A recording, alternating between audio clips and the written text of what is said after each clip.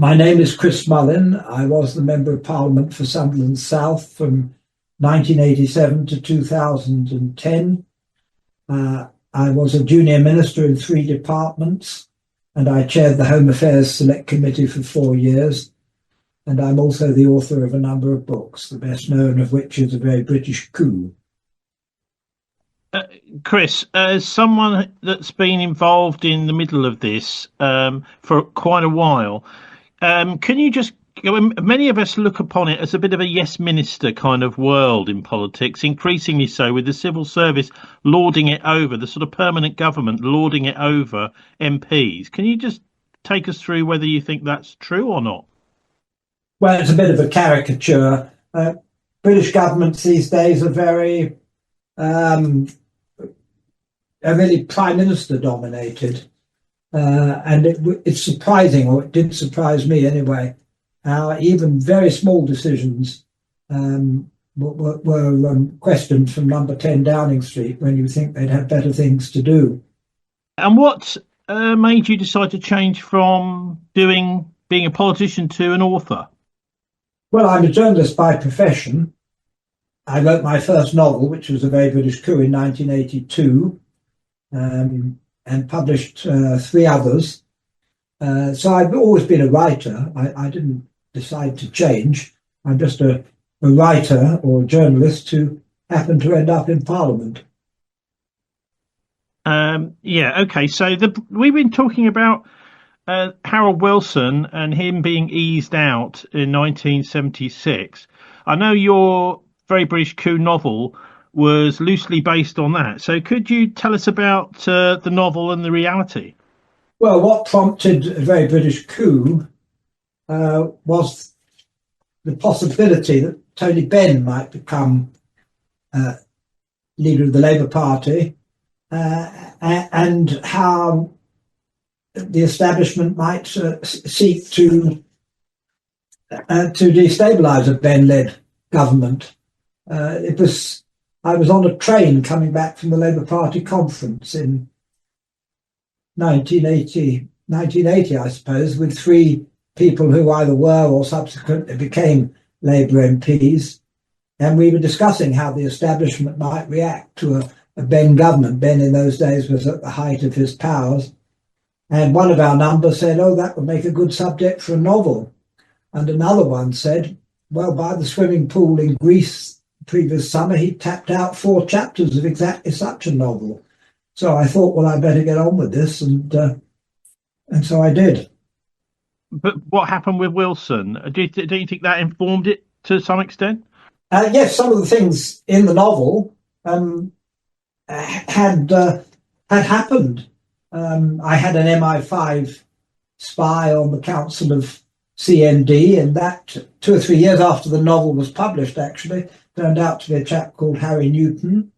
I had senior BBC personnel being vetted, and that turned out 4 years later to be the work of a man called Brigadier Ronnie Stonham, who occupied, I think, room 101 in Broadcasting House, stamping upturned Christmas trees on the personnel files of those BBC employees whose careers were not to progress. So yes, a few of the things, and of course, as you say, there were attempts to destabilise Harold Wilson, and yes, it was all part of that climate. I mean, during that period, we had things like, the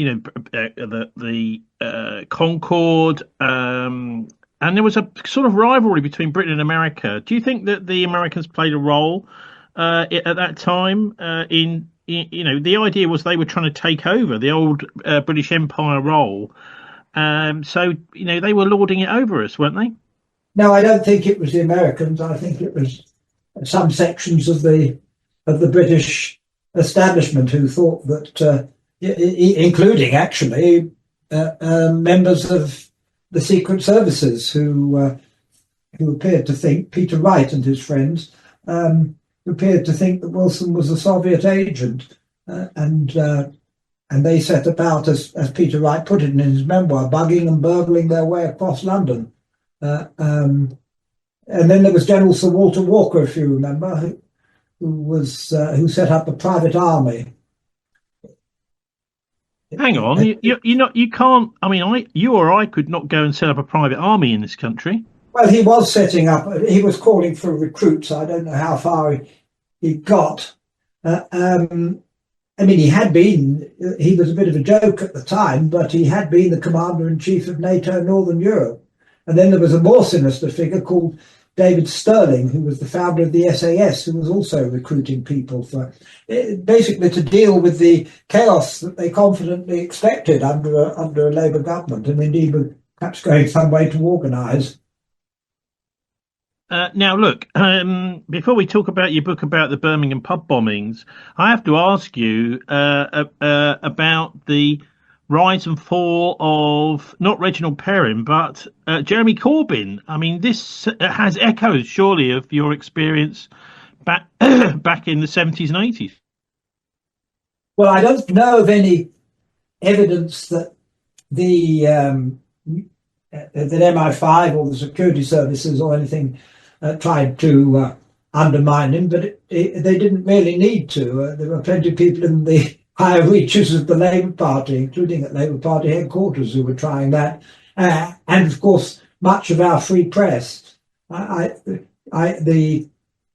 monstering that Corbyn received was greater even than that Tony Benn did.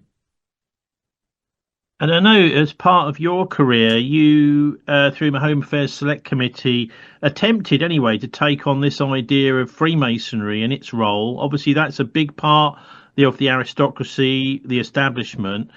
Can you tell us how that went? Well, I don't know how big it is. I had the impression it's actually its influence is fading, except in one or two professions and some small parts of local government. It's mainly old gents of a certain age, and it's not so interesting to younger people. But what I attempted to do as chairman of the Home Affairs Select Committee, we had some responsibility for the criminal justice system. So I attempted to persuade the government to require magistrates and judges and police officers who were Masons to have to disclose that. And the Masons fought quite a fierce rearguard action. And ultimately they won, actually, because they threatened to take the government to court and the government back down.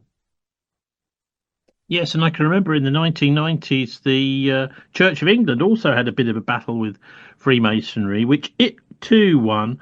What makes you think it's not influential? I mean, any secret society, the whole point is that you don't even know it's there. Well, I certainly agree that, especially in something like the criminal justice system, you can't really have some sort of secret society. And I did my best to oppose that. How big it is, I don't know. But my impression was, although there were isolated examples, and although it had been a feature, I think, of many of the elite police squads, that it's not such a big issue now. That was my impression, rightly or wrongly. Well, fingers crossed. Well, I like to think that I made it a little bit less fashionable to be a Mason. Your latest book, Error of Judgment, about the Birmingham pub bombs. What made you want to write about that? Well, a friend of mine called Peter Chippendale, who was a journalist on The Guardian, remarked to me at the time of the trial. He attended the trial of the Birmingham 6. And he remarked to me at the time, which is in 1975, that he thought they got the wrong people. And he came to that conclusion from his attendance at court and also from talking to one or two of the relatives. He said the same about the Guildford Four. So my interest in both those cases was aroused from that time onwards. And I was only an impoverished freelance journalist myself at the time, so I didn't have the resources to conduct a proper investigation. But I eventually persuaded a publisher to commission a book, and Granada Television to take me on the World in Action programme, which was the premier documentary series of its day, to take me on and fund a proper investigation to see if we could destroy the case against these men, or rather to investigate the case against these men. And eventually we succeeded. We made 3 documentaries. One destroyed the forensic evidence, one undermined but didn't destroy the police evidence, and the third was an interview with one of the actual bombers. That's the point, really. I traced the actual bombers who were alive and well and in Ireland. This is extremely disturbing, even if back that long ago such miscarriages of justice can be allowed to take place, particularly when they're so politically charged, Chris. Well, of course it was disturbing, yes. One has to bear in mind that until 1984, it was possible to send people away for life on the basis of confessions extracted, unwitnessed, unrecorded, undocumented confessions that occurred in police custody and were repudiated the moment the suspect was out of police custody. But courts used to accept confessions in police custody, even though, as I say, they weren't recorded. And that only ended in 1984 with the Police and Criminal Evidence Act, which does lay down rules as to how suspects should be treated. In the 1950s, and probably earlier, we hanged people on the basis of uncorroborated confessions in police custody. Timothy Evans, Derek Bentley, to name but 2. Well, the question's got to be, surely, why? Why would the police go to such an extent to just simply fit someone up almost straight away rather than do a proper investigation? Well, they get it into their head that they worked out who did it, and they just try to improve the evidence. In the Birmingham case, you see, what didn't just depend on the confessions extracted from 4 of the 6.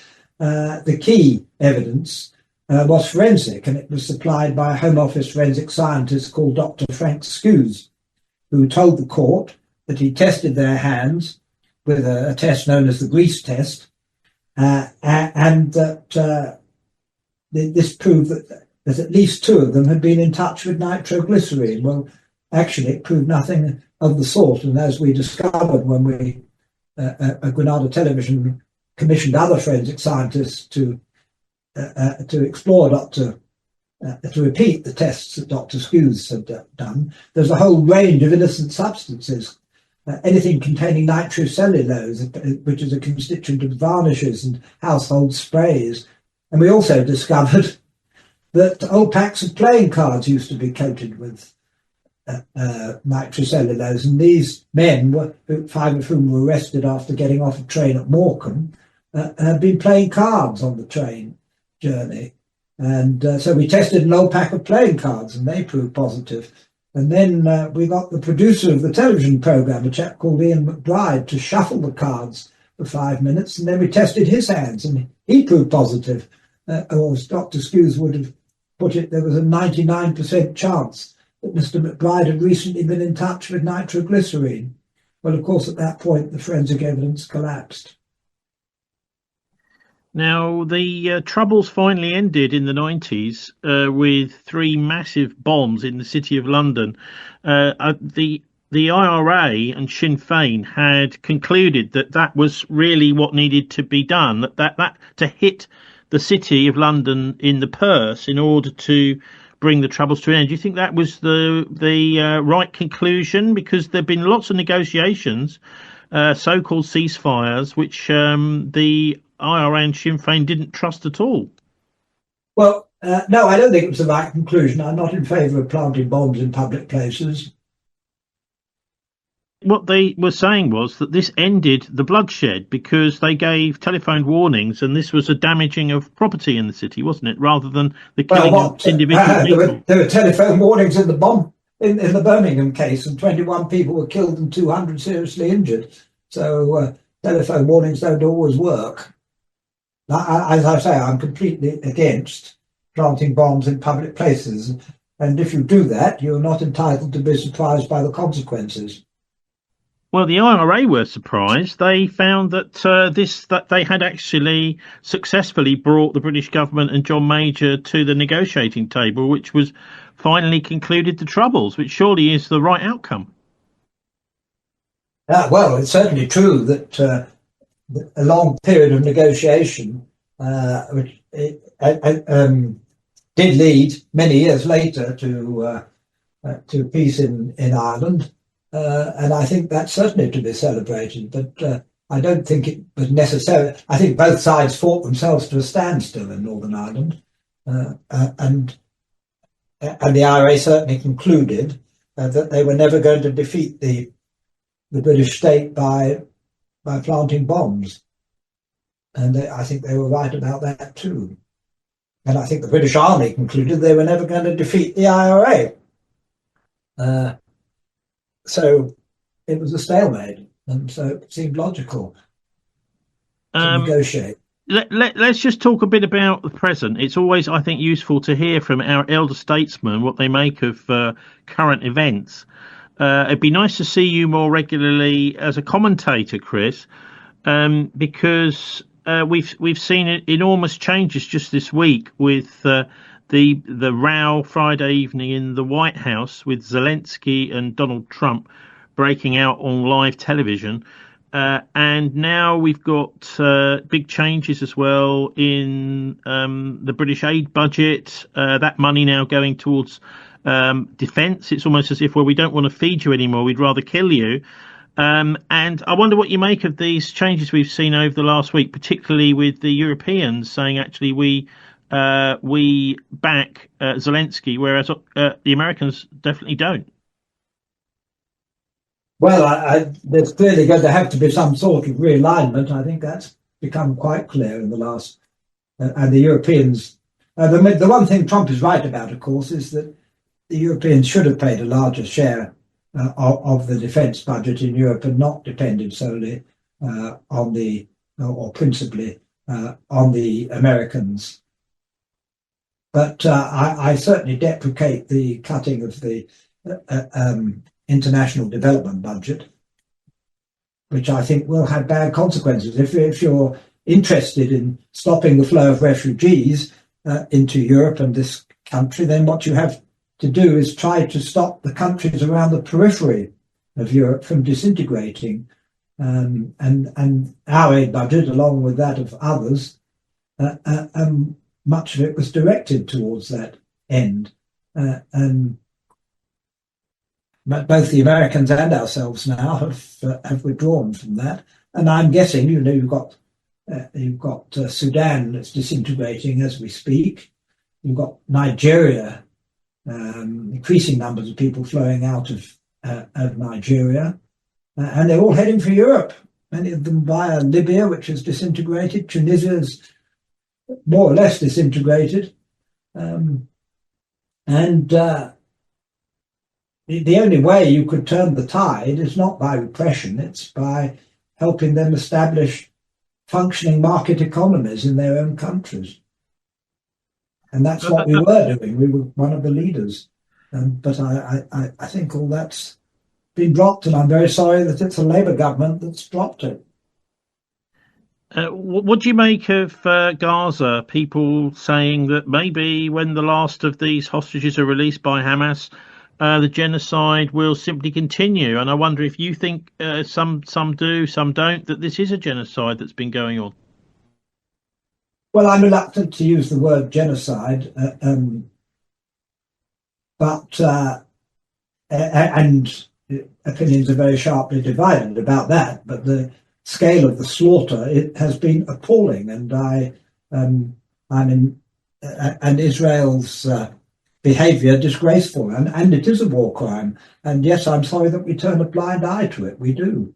And now it started, of course, with Hamas. It started on October the 7th. This current bout of mayhem started on October the 7th, but it didn't all start on October the 7th. It started probably in 1947 when they began driving Palestinians off their land. And it's led so far to 4 major wars and several small ones. and I don't see an end to it. It's probably the world's most intractable dispute. I mean, people point out around the world, not quite so much here in Britain, that both of the biggest problems that some see on the planet, that is, the US foreign policy invading whoever they seem to feel like they want to next, whether it's Iraq or Afghanistan or whatever, and Israel, are both creations of Britain. Well, I think it's actually a creation of the Americans primarily. And it's understandable to some extent. Because you've got to remember the history is that after the Second World War, given what had happened to the Jews, there were very large numbers of Jewish people who wanted to set up their own state in Israel, and the pressure was very hard to resist, as I say, given what has happened to them. And actually, it was the Americans, it was Truman during the 1948 election campaign who indicated that he would look favourably upon mass Jewish migration to Palestine, with the results we all know about. But yes, it's true we had the mandate at the time. We couldn't do much about it, though. Finally, what about Starmer's policies at home? I mean, you've intimated what you make of his policies abroad there, but we've got the care workers last week protesting in London saying national insurance on the care homes is destroying a part of the economy which is already on its knees. You've also got the farmers saying, we don't want to have to sell our land to pay this tax. We're already very much marginalised by the price fixing of the supermarkets, this sort of thing. What do you make of this Labour government's domestic policies? Well, I think they made one very large mistake in the run-up to the last general election, and one that's going to haunt them and is beginning already to haunt them. And that is that when Jeremy Hunt, who was Chancellor, cut national employees' national insurance contributions by 3%, at a huge cost to the Exchequer, it was a trap. And he challenged Labour to say, well, would you put it back up again? Would you reinstate that if you're elected? And instead of saying, we'll make up our minds what to do when we're elected, and by the way, the next election is likely to be fought about. The principal issue at the next election is going to be the dire state of the public services and not tax cuts for the already prosperous. So had Labour taken that stand, they'd be in a better position to have raised taxes but instead they ruled out raising the three main sources of tax, income tax, VAT, and national insurance, and as a result, they've trapped themselves and had to scrabble about elsewhere to try and raise money now. And the fact that we're now going to have to spend a lot more on defence has only increased the pressure. The super giants, I mean, the Amazons don't seem to pay hardly any tax, Chris. Well, they're very hard to pin down because they're multinational companies and can shuffle their profits around into the lowest tax regimes. But anyway, listening to this conversation, Tony, I think you've obviously got a master plan. What is it? Well, with mine, I mean, well, of course I don't, but it seems absolutely key to regulate these big multinationals that offshore their profits. They shouldn't be allowed to do that. If they're making profits in this country, then they have to pay the money, or they shouldn't be allowed to trade in this country. We can all agree about the problem. It's extremely difficult to pin down, though. And I would certainly, it will require international cooperation, which, and that of course, in particular in the EU, to try and sort this out. But you've got them all. There's no unity. You've got Amazon, is it, based in Ireland, where tax rates are much lower than here, and it's paying Irish taxes on its British business, and that's a conversation we would need to have with the Irish. Well, I like the way you throw the question back at me. I think that's absolutely the right thing to do in circumstances like that. But didn't this all start with Margaret Thatcher getting rid of exchange controls? Oh, I don't know. I mean, that's the subject for a program with a more with someone more knowledgeable But about the idea of being able to economics. move your money around the world wherever you want, I mean, that surely is at the bottom of the trick that these massive tech giants play, in making money here, but paying no tax here. Well, they don't pay no taxes, but they pay as little as possible, and they do move their profits around. It's not actually a new thing. It happened in the 1970s as well with some of the big pharmaceutical companies. But it's the reason it's been highlighted in recent years is, of course, because of the rise of the tech giants who are gradually accumulating much of the world's wealth into the hands of a handful of people, one of whom, of course, is Elon Musk. Well, you asked me, I'm going to ask you. What can we do? Well, as I say, the European Union, if it set its mind to it, could be quite influential here. You could shut them out of our market or limit them, restrict their access to our market unless they play by the rules. And in the case of Ireland, I think they have actually taken Ireland to court in an attempt to stop them undermining the tax rates elsewhere in the EU, with limited success. The best time for having a conversation with Ireland on the subject would be when we had to bail them out after the 2007, or to help bail them out after the 2007 banking crash. But unfortunately, we missed that opportunity. Could you just share with listeners your website details and the title of your latest book? My latest book is actually the republished, an updated version of Error of Judgment, The Truth About the Birmingham Bombings. And I also have published a fourth volume of diaries. I published 3 before. And the current one, which has just come out in paperback, or recently come out in paperback, is Didn't You Used to Be Chris Mullin? And that covers the years 2010 to 2022. It ends with the death of the Queen. So you'll find my take on. I ought to also ask you what you make of Prince Charles becoming king, because he does seem to have rather a different character to Elizabeth, in that, for example, he's getting right stuck in with the problems there are with NATO, whereas you would imagine the Queen would have just let the politicians get on with it. Yeah, as a constitutional monarch, of course, he can only do what the government wants him to do, and I imagine the government was quite keen for him to see to host Zelensky the other day. And I should think they're all a bit less keen. He'll be a bit less keen to host Donald Trump next year, which I'm sure he'll have to. But I don't think it's in anybody's interest that the monarchy gets too deeply involved in politics. Okay, and your website, Chris, is www.chrismullin, Mullin, xmp.com. Okay, Chris Mullin, thanks very much for joining us.